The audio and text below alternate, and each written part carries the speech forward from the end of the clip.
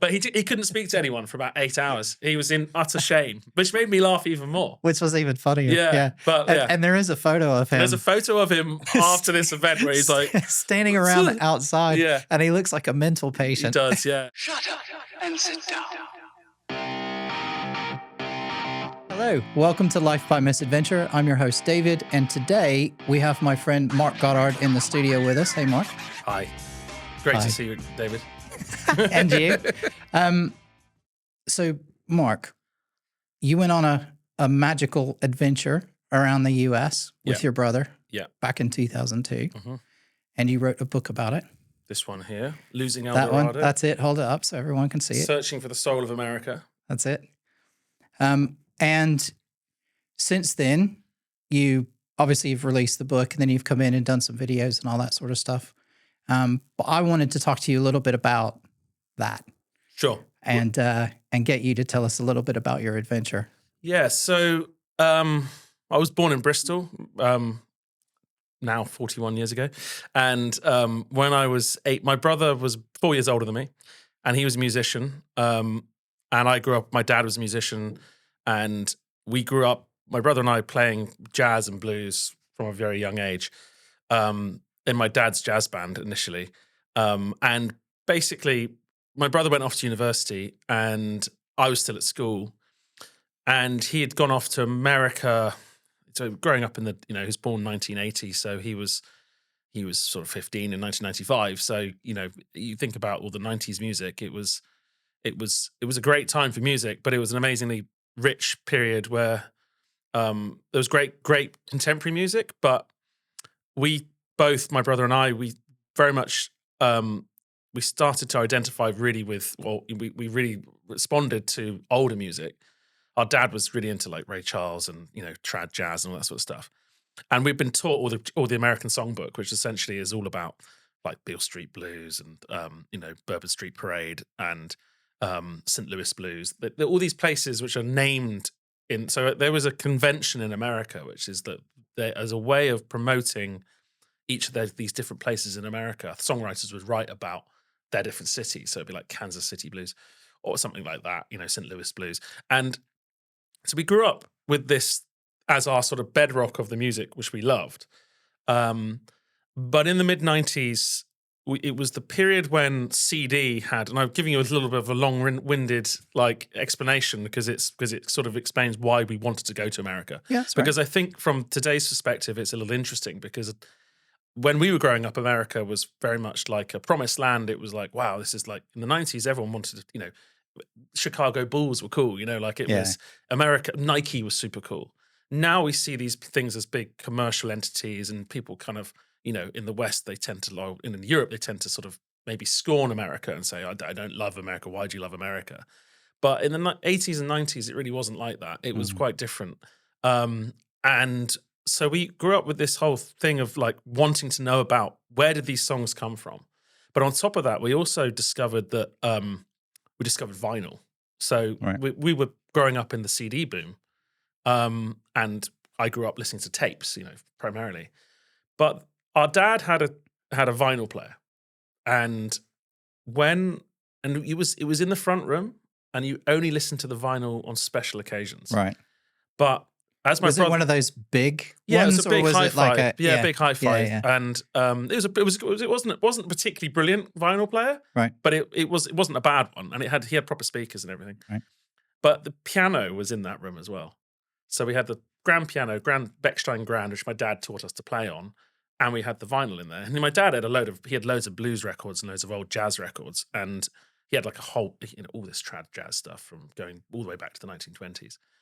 But his sort of musical love, I suppose, or focus really stopped about 1971, which is like, for us now, for me now as a music lover, like, I love so much music, after that. But he sort of like, it's probably when he got to a certain point in his life.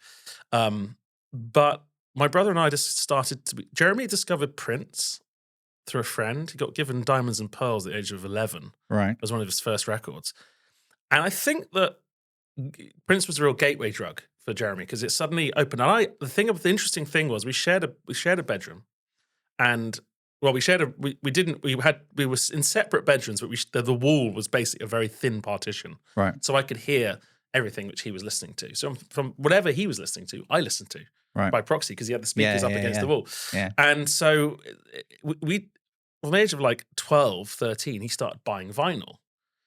And I sort of followed suit as I got a bit older.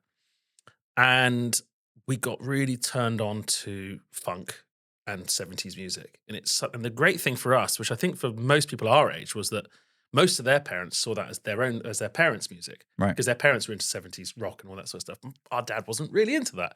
He was much more into Ray Charles and the Rolling Stones and that sort of stuff. So for him, like 70s rock was like, well, yeah, but that's not as good as the old stuff.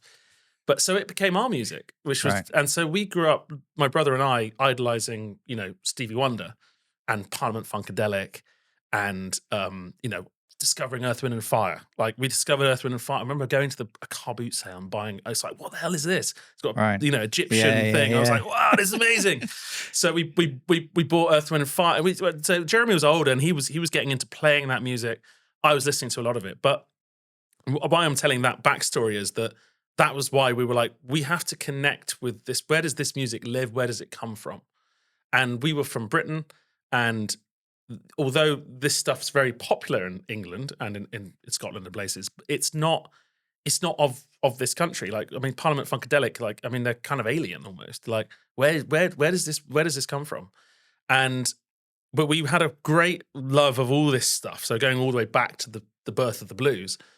And it was like, we got to go to the source. And what we could see was the world was shifting very quickly in the late 90s. It had all become very, I think, like, if you look at the graphic design of that period around the 2000s, to me, it's very, very, I can picture it now. It was like the iMac, it was Orange, the telephone company. It was all kind of like futurism. That was the whole futurist thing, people getting mobile phones.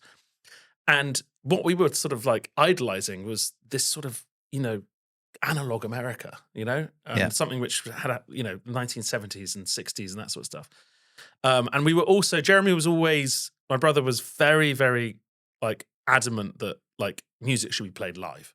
Yeah. He was, in hindsight, later on, both of us have explored electronic music much more, but he was very much like, people should be playing their instruments. So one of his favorite bands in the 90s was Jamiroquai, because they were a funky electronic band, but they played everything live. Anyway, he came up with this notion. When I was 18 years old. He said, "Look, I've been chatting with a bunch of friends at university, and I think we should go to America when you finish your your A levels." So we scrabbled together a bit of money. He had a bit of money from playing a load of gigs, and we went off to America. And that was 2002, and we were quite adamant that we had to. We wanted to drive across America. Right. It was like America is a land. It's all about road trips. I mean, I don't think you really appreciate America properly or understand the culture without driving.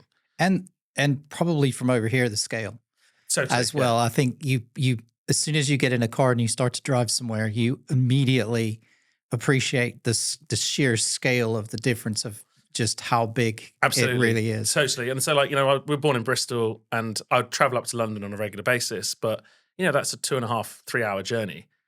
Or to go up to Manchester is like 3-4 hours. But what is interesting, the distances are much greater in America, and people drive much longer distances.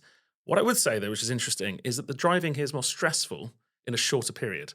So it's because it's just everyone. There's so many people stuffed together. It's more like driving in like New Jersey or New York here. Yeah, that's true. But at the same time, what we discovered is actually like that's not entirely true, because the characters you meet on the road are quite I mean, I have to say, and I know some of the stuff in the story, and maybe we'll touch on that in a minute, but the experiences that you had on the road, I've never had in 30 years of driving in the US. Yeah. I'd never had anything like that happen. So again, that just feeds into the kind of the chaos of the story and just what was going on. And I have, maybe it's because you had the Massachusetts plates or whatever it was, but it's, I mean, I'm going to bring this up again because I think it's important people to see, we were driving this car, which is a 1982 Cadillac Eldorado, which to British audiences is very much like, well, that's a classic American, boat, land yacht thing. But to American audiences, this is not a car which is like desirable. Yeah. It was definitely, it's in the malaise era of American cars, which was this period after the 1973 oil crisis where basically the cars they were badly made, they broke down all the time, and they lost a lot of their potency and America did as well. I mean, this is the thing. There's an interesting thing here. Like America, in many ways, you see a trajectory in the way that culture in America goes, that there's an upward sort of hope up until 73. And then after 73, things shift. I mean, it's a bigger question, but then you get Reaganomics and all that sort of stuff. I think that for me, that's the sort of, it goes to a certain point, it gets to 73, and then things start to go wrong. Maybe it's to do with Nixon. Yeah, I don't know. Yeah, also, maybe. The Vietnam War. Yeah. But great music's being made in this period, the best music ever. So because it's got, and the thing about this is the other thing about the 70s is that the players were all guys who'd been playing in the 60s. They'd all grown up. They'd all grown up being proper musicians. And so when you listen to those Parliament Funkadelic records or James Brown records, any of that sort of stuff, these guys are like top of their game, but they've been playing for 10, 15 years. And they've actually been taught how to play properly. Yeah. So we went over to America with a very simple quest, which was we had some family friends who lived near Boston, in Springfield, Massachusetts, and we were just we wanted to get from Massachusetts to New Orleans. Yeah, because New Orleans is the birthplace of modern popular music. It's where jazz and blues essentially. Well, the blues comes from the Delta and jazz comes from New Orleans, but New Orleans is the crux point, and the Mississippi is the artery, which basically feeds, actually interestingly, feeds America to this day. It is this day, yeah. It is actually, I was actually watching something on YouTube the other day. Didn't realize this, but one of the reasons America is so successful, probably the primary reason it's so successful is the Mississippi River. Right. Because you can actually travel from the Gulf of Mexico all the way up to the Great Lakes. Yeah. And everything as a result of that. So all the industry has come about as a result of that. Anyway, so we were like, how do we get there? We got to Massachusetts, and we had a hire car. I wasn't allowed to drive it. I was 18 years old. And what do we find? We worked. We had found out that it was cheaper we'd done some studies and spoken to people. It was cheaper to buy a car, and that it was to hire a car, obviously. Yeah. And then you could just, if you buy a car, it doesn't matter if you don't. You can dump it basically. Exactly. So talk to me about. I mean, again, upon reflection now, talk to me a little bit about what was it like in England in 2002 versus what it was like? Like, what did you find when you went to America? How was it different? And the primary thing, which I think is the most obvious thing which you've noticed when you travel anywhere, is changes in temperature. Right. So, what's the difference between July 4th in England and July 4th in Boston, say? Or the American South. About 50 degrees. Yeah. Like heat, it's much hotter. Yeah. And also I talk about this in the book. It's the smell. I mean, there's just stuff like continents smell different. Yeah. Different places smell different to other places. America has a very distinct smell in that period in that time of the year. So that was the first thing. It was like, wow, you suddenly are in a different place. You're like, wow, we're in a completely different place now. Yeah. Did you feel like you were in a film? Because I've had other people tell me, because they'd seen the US. No, not really. No? Okay. No. I mean, I think if you, in the book, the experience is that, yes, as we got further south, as we got out of those places. Yeah. I'd been to America before, so I hadn't been to Boston, but I'd been to Chicago. So I caught it, I was like, I'd seen big tall skyscrapers and stuff. So in that sense, no. I think what I did feel though was that it's just a different life. Yeah, it was like it was a snapshot and a different way of living. Immediately. I mean, we went and stayed with some family friends, and they had this massive mansion. Yeah. It was just huge, and it was like wow. But it was and no ketchup. No ketchup. Yeah, yeah. So very, very, very, very strict stipulations by the. Tell the no ketchup story. Yeah, so we went and stayed with this lovely couple who were family friends of our parents, and the funny story is that basically we'd gone over July 4th, obviously Independence Day, big fireworks, big party, everything. We flew over and we were reading in the guidebook on the BA flight saying, oh, there's a thing called the Boston Pops where everyone comes out in Boston and watches great music, and they have pop music and they have classical music and they have massive fireworks in the center of Boston. And I'm 18 years old. I want to see that. And I was like, why don't we stay in Boston for the night and go up to see them the following day? But they were like, they'd sent us a message saying come straight because we were having a party. We have a party. Oh, cool. We have a barbecue, whatever. But they'd also sent us which I hadn't read because Jeremy was kind of dealing with everything. And they sent us a very strict email, which was it was actually on Hotmail. It's all, of course, yeah. And it was that's all there was back then. Yeah, and it was stipulating. It was stuff like no sleepovers, obviously. Saying, and the other thing was we weren't allowed to use the internet, right? Because apparently that was going to cause lots of problems. I mean, I can understand why. But we kind of needed the internet. The internet was in its infancy in 2002, but it was still a thing. And it was like, if you're going to work out what you're going to do on certain things, you'd go to the internet or you'd emails, all that sort of stuff. And then they were they had a dog called Nasha, and it's don't feed the dog; she gets fed enough. And it's all these things. It was a really big, long list. And obviously, I'm 18 years old. My brother's he's 22, so we're quite used to being fairly independent.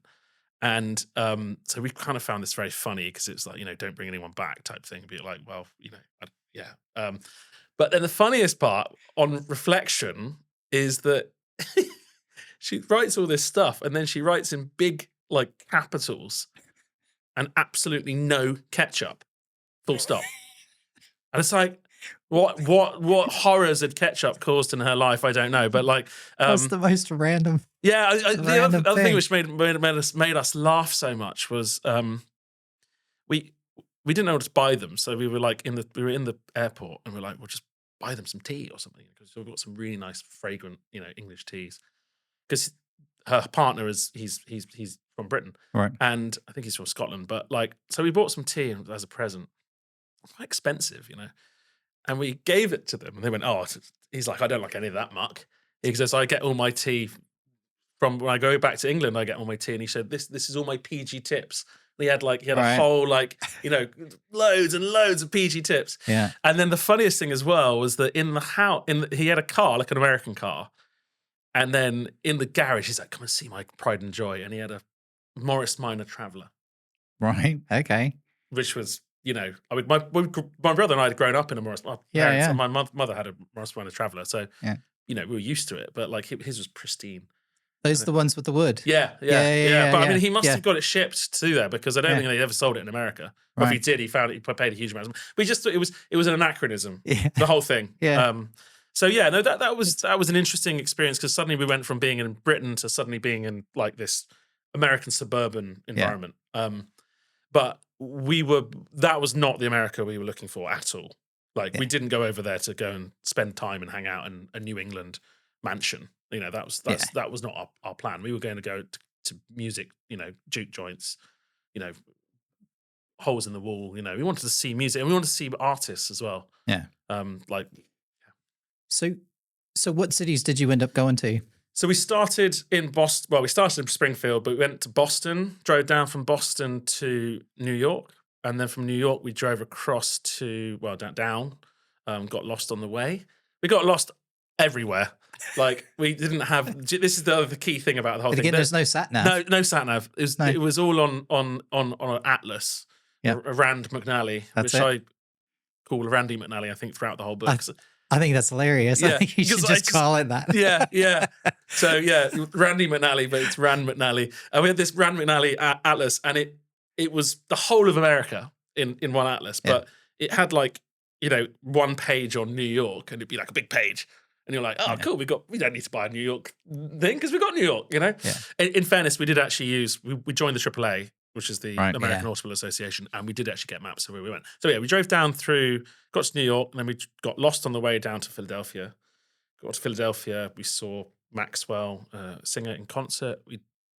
It's all detailed in the book, but basically we at this point we'd been staying in New York. We decided to stay in the car, and we ended up in a truck lay-by in Baltimore, which was not the best place. No, to be in a truck lay-by. No, and then we ended up in Washington D.C., which was a lot different to what we expected. Yeah. And then from Washington, we drove through Shenandoah National Forest, through the Appalachians, into Virginia proper, and then into Tennessee. And we went past Pigeon Forge, which is where Dolly Parton's from, and then we went to Knoxville, then Nashville to Memphis down to the Delta, went through Clarksdale, Mississippi. Brilliant. And then got all the way down. We stayed in somewhere in Mississippi, and Vicksburg, which is famous for a siege, I think. Yeah. And Vicksburg's lovely, actually. Yeah, I remember we had fried chicken. That's my neck of the woods. Yeah, it was beautiful. It was a beautiful place, actually. We had a nice time in Vicksburg. We were only there for 2 hours, 3 hours, and then eventually we got to New Orleans. So that was like the first part of the journey, basically. And then we got to New Orleans, and it was just, I mean, if anyone has ever been to New Orleans, they will know exactly what New Orleans is. But I think for a lot of Europeans, that was this. So the interesting about all these places that we went to was they were not as we expected. Yeah, they were completely different. That's always the way we travel. You have an idea of what you think the place will be like. When you go there, it's completely different. Yeah, it has some of those elements of what you think. But we found that what was interesting in America was that each different city had its own distinct feel, and felt like it is the United States of America. It is not it's not one country. Yeah. It is many different states with very different cultures and different histories as well, and musically very different musical histories as well. So, and cultures. And so we really felt that. We got to Nashville, we got to Memphis. They were different. Like Nashville is different to Memphis, and yet they're in the same state. They're 4 hours apart. Yeah. And they're distinctly different places, and they've got totally different musical expressions. And bizarrely in the book, I talk about how we saw great blues in Nashville, which you would not expect. So you're expecting it to all be country music, and actually Nashville's the most varied musical landscape. Yeah. I mean, it's a music capital. But yeah, so we got to New Orleans, and New Orleans was just another world. It was pre-Katrina as well. So we did see a different side of it, and I went back 10 years later, and it was totally different. Yeah, it's not the same. No, I don't think it's ever recovered from that. No, it was. I mean, we never crossed Canal Street when we were there because it was so. We were just worried that we were going to get. Everyone said don't because it was dangerous. Yeah. And then we went back, and it was Canal Street was all like an arts district with people drinking coffee, and it was like, what the hell? This is totally different to what we remember. It's all been gentrified. Yeah, but there was an energy in New Orleans. New Orleans was it's a party town. Yeah. It's a party town with college students and that sort of stuff, and a lot of people come from all over America to go to New Orleans to have a great time. But it's also kind of spiritually connected, and it feels like you're near the Caribbean. Basically, you got that whole voodoo stuff and all the music, all that stuff. So we love New Orleans, but we knew we couldn't really stay there for very long. Our livers couldn't deal with it, number one. But then we were like, where do we go? Do we go to Florida? Do we go down to the Keys, and that's all beautiful and everything? And we could go to Savannah was many ways, and we could go to Atlanta. Yeah. We could go into Alabama. But then we just well, do we go west? And do we keep going west? Do we go all the way over to LA? I mean, that's it is the classic thing. You cross America. That's the classic drive. Yeah. And you go, you drive through Texas, or take Route 66, and you drive across through the desert, and you do all those places, and then eventually you go to Nevada, and you go to Las Vegas, and you see, all those different places along the way. But you got to cross the desert. Yeah. And we were in this car, which we decided to go to. We knew nothing of this place, and this sounds bizarre, but in 2002, Austin, Texas, outside of America, was not famous. It was maybe famous to people who are into music, But I'd never heard of it. I was 18 years old. I'd never heard of Austin. Didn't even know it existed. Yeah. We were told in New Orleans, this is the place to go. This has got the best live music in America. It's the music capital of America. Yeah. It's a great town. It's in this, red state, but it's kind of like a blue.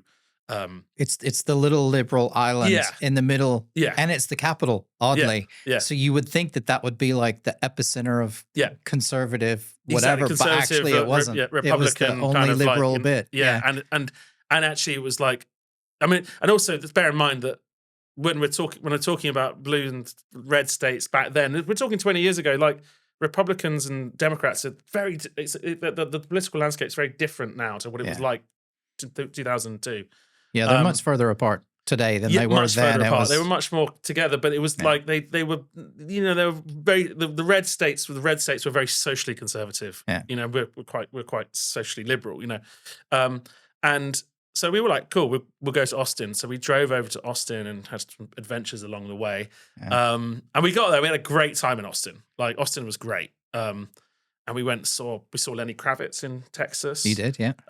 Which was amazing. Lip syncing, yeah, sadly. Which was, I've seen him twice, and I don't think he was lip syncing then, but the one time we did see him, the DAT tape stopped working in the Woodlands, Texas. Sorry, Lenny, but, it was, I love you, but... not when you're miming. No. But yeah, so we got to Texas. I actually got my A-level results in Texas. Right, okay. Which was in Austin, at the Austin Motel, which was kind of crazy. Yeah. And then we had this decision, and we're like, where did we go? I mean, do we try and get across the desert? And we just thought, the car was beginning to cause issues. And we thought, if we go, what happens if we break down? In the desert, we're screwed. Like, there's like 100 miles to the next stop. You've got to be in a car which is going to get you there. Otherwise, you're going to be stuck on the side of the road for a day. Yeah. Or I don't know. You might be eaten by like cougars or something. I don't know. Like, it's like it's a really wild place. Yeah, so we were like, we're not. We drove up to. We thought we'll drive up to Dallas and see how we get on. And not long into that journey, the car blew up basically. Yeah. So.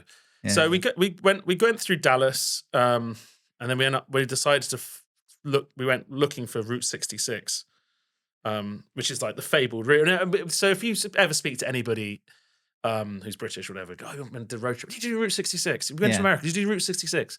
As if this is a road which exists, and it's like it's a very simple road. Yeah. It's like. Well, yeah, we were on Route 66 at parts, but it doesn't link up. It's not anymore. A single road. It's not a single road. It used to be. Certainly not anymore. No, I mean, it used to be the road. It was the mother road. It was the road. It was the only road from Chicago to LA. It pioneered that whole thing, but it got superseded by the highway network in the 1950s, and all of those towns which are mentioned in the song Route 66 are kind of like the bypass now. And it's weird actually because in 2021 I actually went back to America and did a road trip through Southern California and then across through the southwestern states, Arizona and New Mexico, and then back along Route 66. Yeah. I went to Kingsman and some of the other places, I can't remember off the top of my head, but they were Winslow, Arizona, was the place I went. And the thing is that Winslow, for example, which is famous for the Take It Easy by the Eagles, it's bypassed. It's a weird town. It's like a nowhere town, really. Yeah. Now it's got one, like, there was like 2 bars when we were there. Which was sort of the subtext of the film Cars. Right. As well, right? Okay. So it was, yes. Do you know what I mean? The Pixar film. Yeah. It's those towns out in the middle that used to be Radiation on... Springs, Yeah, exactly. So totally right, It used to be on sort of a Route 66 and got quite a lot of traffic. And then the main highway came in, or the interstate as we call it, not like a motorway. Yeah. So the interstate came in, and then everybody just started going there, and nobody goes to those small towns anymore. I do remember distinctly going to another thing which is interesting is that the difference between when I went in 2021 and in 2002 was like in 2002 you would just drive up to a motel and you'd be like, do you have a room? They'd be like, yeah, sure, blah. Or no, go down the road. Yeah.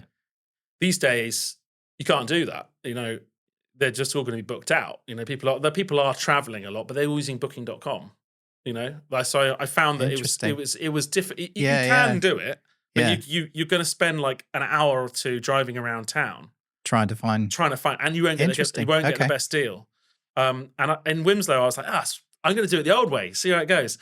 And it was went to one place and it was like crazy expensive and there was no rooms. But I remember distinctly there was this lady in front of me and she looked like a normal soccer mum. Right. It's an open carry state.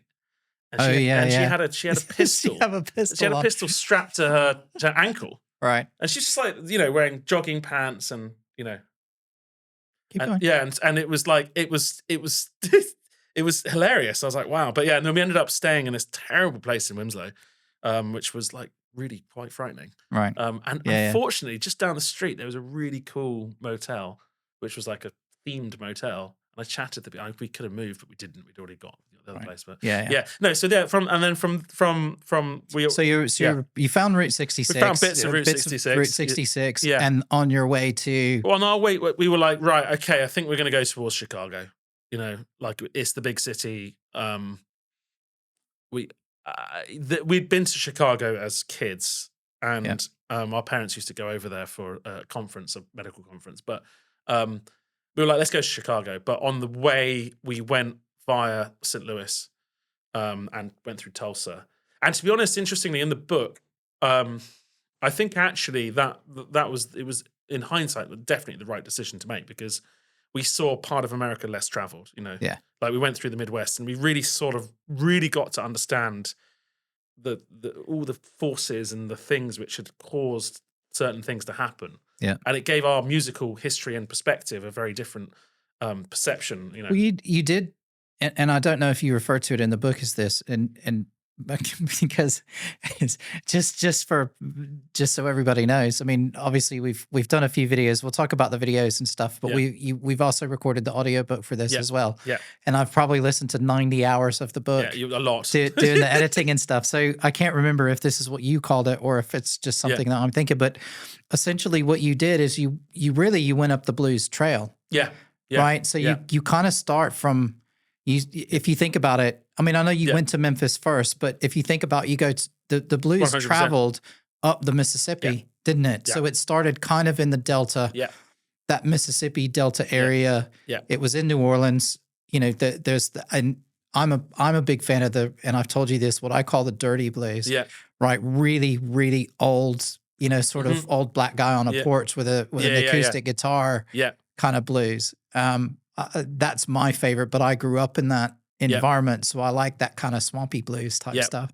But you start, if you think about New Orleans, Memphis, St. Louis, Chicago, and you do in the book, and you talk a lot about how it progresses and how the music changes as it goes up. As a lot of the black people were moving for opportunities up north, and they were going to Chicago, and that whole thing. So I think it.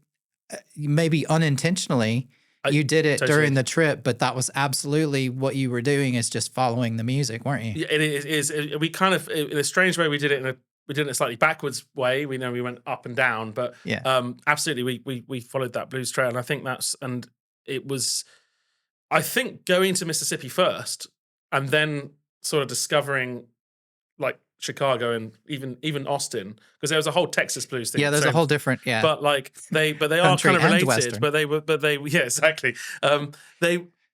It gave us a better understanding of what, because it was like, right, okay, we've been to the Delta, we've been to Memphis, we've been to Nashville, we've been to that, and we've been to New Orleans, and now I understand. We got to Chicago, it was like, and when I started writing the book, I was like, well, of course, this all makes sense, like, because the question is like, why was Chicago? So in the book, I probably about a fifth of the book is about Chicago, and we spent 4 days there. But it's all because the book is not just a story about us; it's a story of music. So there's about 500 chapters about house music. There's loads of music, loads of stuff about house music. I knew that when I started when I got into house music, I was like, I know how. There's not really. Well, there's 2 or 3 chapters about disco and house, and. Yeah.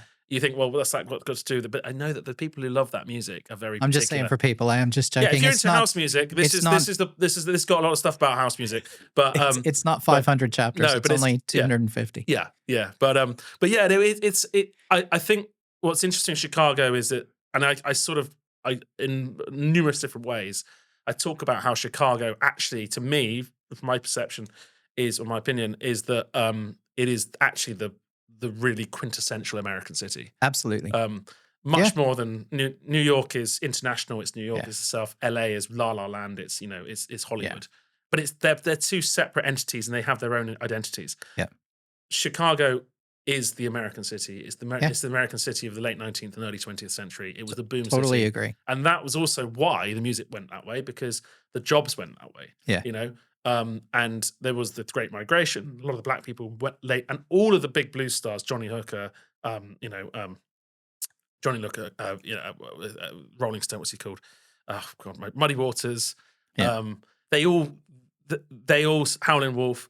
They were all born in Mississippi or Arkansas, and they went through Memphis and they went up to Chicago. And Sonny Boy Williamson II, Sonny Boy Williamson the first as well. I talk about that. It's a great story. Sonny Boy Williamson II basically stole Sonny Boy Williamson the first name. Yeah.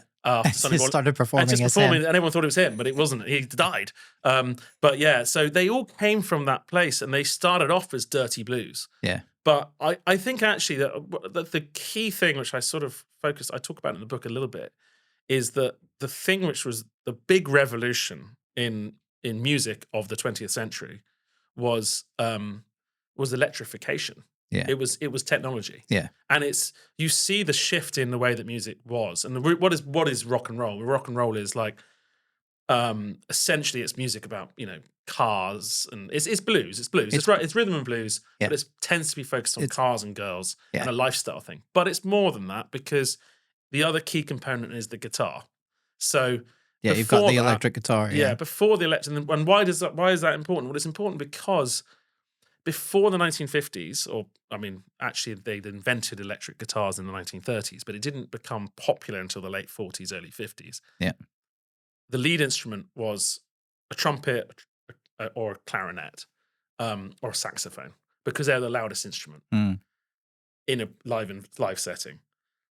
The guitar was never loud enough to be a lead instrument. Right. But when they electrified it, it became the lead instrument. Right. And that was that is actually the real shift. That's why it's sudden, and that's why you have all the guitar bands which exist afterwards. And because they invented the amps, they invented the electric guitar, and suddenly you had this amazingly versatile instrument which could both be lead and rhythm. Yeah. And it completely changes music.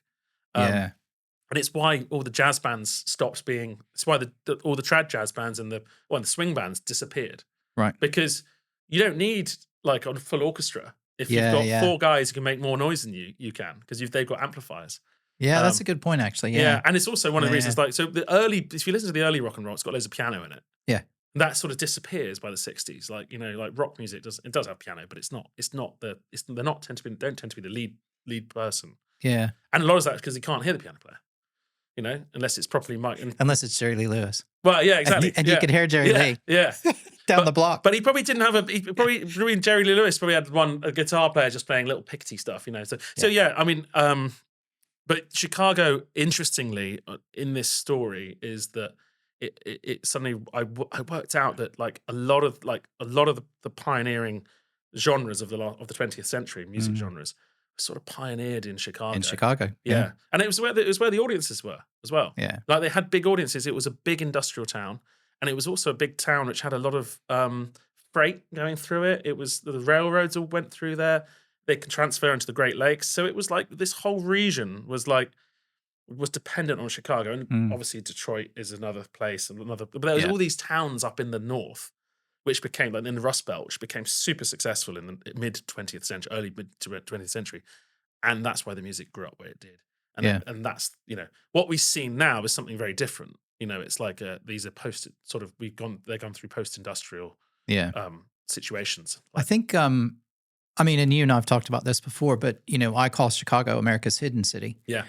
Because most of the time, it's not a holiday destination for most people. You'll go there for a conference, like your parents or whatever, or you'll change flights, at Chicago O'Hare. Yeah. But other than that, most of the time, people just don't go there. Yeah, I think it has some of the best, museums. It's got every sort of American sport team that you could want to see, sometimes multiples. Yeah. All of the big shows go there. It's got the the big buildings like a city like New York, but it has the attitude of the Midwesterner. So the people are nice, but you get the big city at the same time, and it's a great combination of all of that. I've sadly not been back since 2002, and it's the one place I want to go back to in America. Yeah. It's like, I mean, it's the one place because it's a very urbane city. Yeah. It's very sophisticated. It has great museums. Yeah. And it has great institutions. It's got great, as you say, it's got great nightlife. It's got great nightlife, great bars, restaurants, all that sort of stuff. But I mean, but it's also got a lot of institutions there. Like, I mean, like a lot of organizations are based in Chicago. Yeah. But you're right, and it's got, I think it's, what was it, 1,700 buildings over like 30 or 40 stories. Yeah, I mean, it's kind of nuts, and actually also like modern architecture sort of comes from Chicago. Yeah. So yeah, I mean, it's an amazing city. I think Chicago's it's had a difficult, very difficult period. Right. I don't know a lot about the crime stuff, but from what I understand, it's it's got a lot of issues. It does at the minute. Yeah. Okay. So I'm conscious of time. Sure. Because we could do a Joe Rogan thing and sit here for 3 hours, but actually there's some other people coming in a few minutes. Yeah. But so from the trip, I know you guys performed live quite a few times, and that was part of what you wanted to accomplish, right? Is you didn't want to just go to these cities, but you wanted to actually kind of sit in and play. So, you know, you had some instruments with you and stuff like that. I think that you took along. If you had to pick, what was the one standout time that you played? Yeah, I mean, in the book I talk about it, but the big one for us was actually New York. So we played at a place called Nell's, it's quite famous in Bret Easton Ellis's American Psycho. Right. It was like the club in the late 80s, early 90s where all the celebrities went, and we went and played "I Wish" by Stevie Wonder at open mic night. Yeah, R&B open mic night, which was like a difficult crowd, and that was pretty ballsy. Yeah, it was. Yeah. For an 18-year-old and a 22-year-old, I mean, I guess when you're that age, you're full of bravado anyway. But that's pretty. It was pretty ballsy. Fucking ballsy. It was ballsy, and I was Jeremy was a lot more experienced than I was, and it was a crowd which we thought would not love us, and it turned out very well. It was a great night. I got up and I didn't even know the song properly, and Jeremy was like, "We're going to go and play it," and I was like, "Oh God, wow." And so we went and we turned up, and there was all these there's hundreds of people there. Yeah. And the thing is, these open mic nights in places like New York, probably same in Chicago, is like quality's right up there. Yeah. Same in London. Like you go to an open mic night in London, you got to be able to play. So yeah, we went along and we did "I Wish," and the crowd were a bit like, okay, and we got up on stage and we just absolutely rocked it. We got a standing ovation, didn't pay for a drink all night. So yeah, brilliant. And it was, for me as an 18-year-old, it was like, wow, that was like, it was truly, wow, it was like mind blending, but I was like, oh my God, am I gonna screw this up? And I know in one of the videos you go into a little bit more detail when you're talking with Jeremy about it, and it's very funny, and his sort of take on it is quite funny as well. So people can look forward to that if they want to. So, okay, so that was cool. So you played in New York, and that was right at the beginning of the trip, wasn't it? So that kind of set the tone for the rest of the trip. Yeah. What was the funniest thing that happened? Well, for me personally, go on. You can tell whatever it is. Just tell it. For me personally, the funniest thing was Jeremy shitting himself in New Orleans. I mean, that was like that. That made me laugh a lot.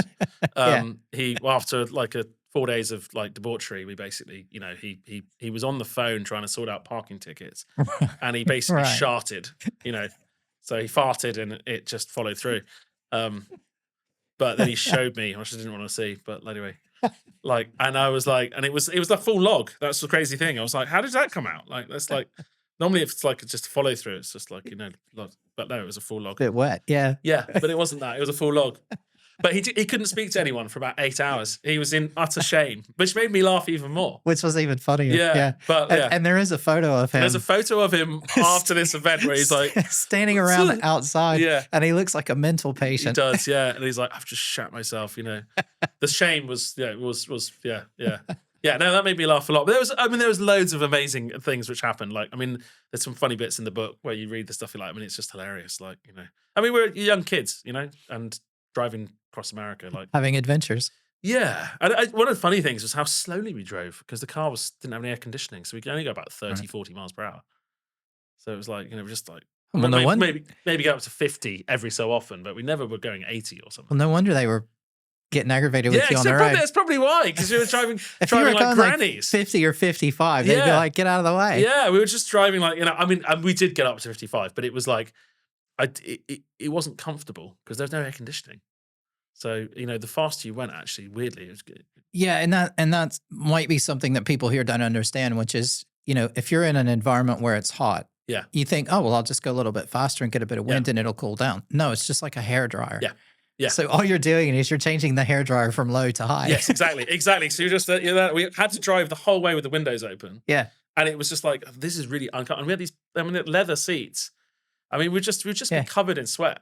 Yeah. I remember one of the funny things was we got given a load of Coke, Diet Coke. Right. And by some friends of ours they had a party and no one had drunk the Diet Coke because Diet Coke's disgusting. And we started off, we had two 2-liter bottles of Coke, and then we had literally a crate of Diet Coke. And obviously we're like, we don't like Diet Coke, we're not gonna drink that. But as you're driving these long distances, you don't want to stop all the time. So we started cracking into the Diet Coke. Right. And very quickly we started to realize that, Diet Coke's quite nice if you keep drinking it. But the thing about Diet Coke is you can continually drink it. You can't continually drink like normal Coke. You can drink 2 maybe. Yeah. And then you're done. But with Diet Coke, you can drink gallons of the stuff. And we were like, we essentially became addicted to Diet Coke for a month or 2. Okay. And then afterwards, I've never touched it since. But it was like, it was until we got through the crate. I remember we got through the crate. We're like, this has to stop, because this is clearly not good for us. Yeah. This is a total side comment, but they did a study with a rugby club. Right. And they served, so after the games, they served half the team. They all got the same food. Yeah. And they gave them the same meals, the same number of calories and all that. Well, they gave them the same food. Only half of them drank a diet, like Coke Zero or a Diet Coke, and the other half had full fat, full sugar and everything. And what they worked out is, I want to say that it was the players who drank the diet drinks ate 25% more calories in their food, because the drink didn't have any calories in it. Sure. Which would probably explain why you can, if you have a full fat Coke or a normal Coke, because it actually has sugar and calories in it, your body recognizes that, oh, hey, I've had some calories. Yeah. I should probably slow down. Yes. Whereas with a diet drink that doesn't have any. Totally. And it's basically like water. Yeah, but it's got loads of aspartame in it. Yeah. It's terrible for you. Which is terrible. Yeah. But your body doesn't recognize it because there's no calories coming in. So you can just keep drinking it. The moral of this story is I never, ever, ever get anything diet, because you only actually, the thing is with Coca-Cola as well, to me, the perfect measure is the can of Coke. Yeah. That's it, done. Yeah. And you're done. You're like, you don't need any more than that. Yeah. So again, I am quite curious on kind of your reflections of the trip. I mean, I know some funny stuff happened and there's all that stuff, and you go into, I know you personally like history and you're a bit of a history buff. So in the book, again, you dig into a lot of the history of the places and stuff.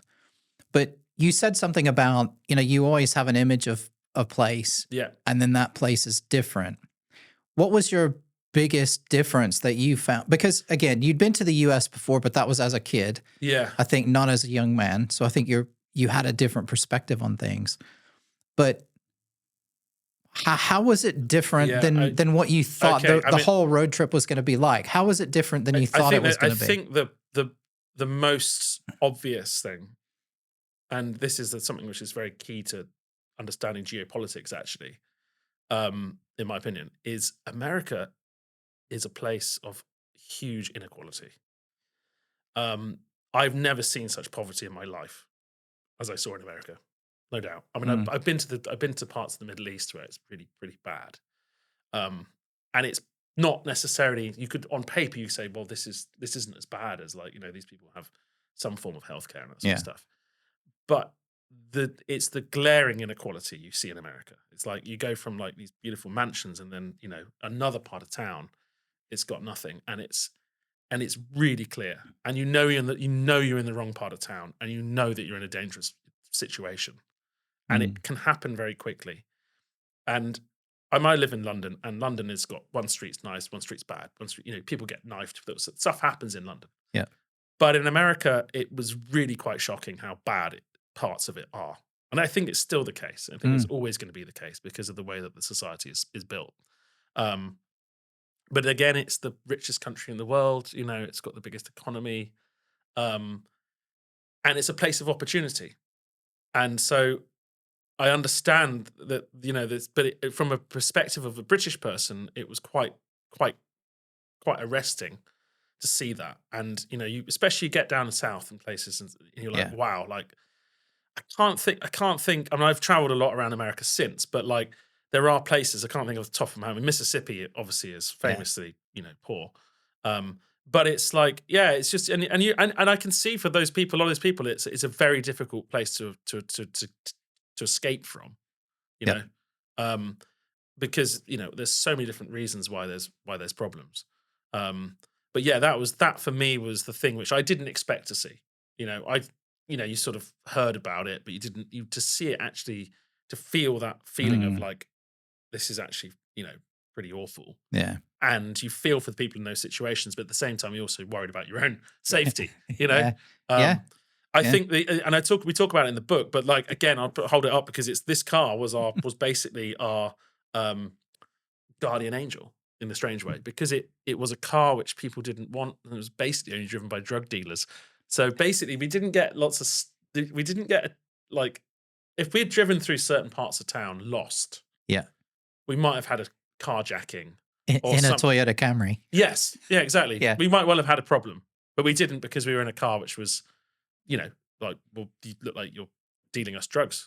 So like, okay, So no, that was my, overarching memory. But I think also the other thing, which is a different thing entirely, was that it also widened my mind from being in a certain situation of like, 'cause I think we can be quite insular in the UK and very concerned about our own thing. We're an island. We're not like it's not like France or Germany. You can get on a train and go to, I want to go to Rome tomorrow. It's like, you can do that if you're in Munich. You go, I'll go to Rome. Yeah. You jump on a train. You drive in a car. If you've got a car, you could drive anywhere. Yeah. We can't do that. And as a result, people in the UK, it's a big thing of leaving the island. Like you think, oh my gosh, you can leave the island. You have to think about it. You have to plan it in advance. You do, yeah. And America is a much bigger place than Europe. So you have a car, you can literally go anywhere. You're like, right, I could I want to go to California? Let's just get in the car. If we've got enough money for gas, we'll get there. Yeah. Yeah. And there is that sense of freedom there, which is just out of this world. And also just such a vast and varied continent, and country with so many different types of climates. I mean, like you go down to Florida and it's like, subtropical, and you start up in Boston and it's something, Vermont is like beautiful pine trees, and then go into the Appalachians, it's something else entirely. And you go, New Mexico is mad. Like you go to New Mexico and it's like, it's got like 5 times like the different temperate zones. And you're like, what the hell? And suddenly it's alpine, and then it's desert, and then then it's temperate. It's amazing, it's like, and it's and it's beautiful. And it's beautiful. Yeah, and so America is this amazing place with amazing places. And like, you go to the lakes and all that sort of stuff. Yeah. It's an amazing place, and I think that people who've not been should go just because it's fascinating. Yeah, maybe wait a few years. Yeah, I don't know. It depends where you go. It depends where you go. I mean, I don't know. I don't know. It depends what you do. It depends what you're into. Yeah, I think America has always been. Yeah.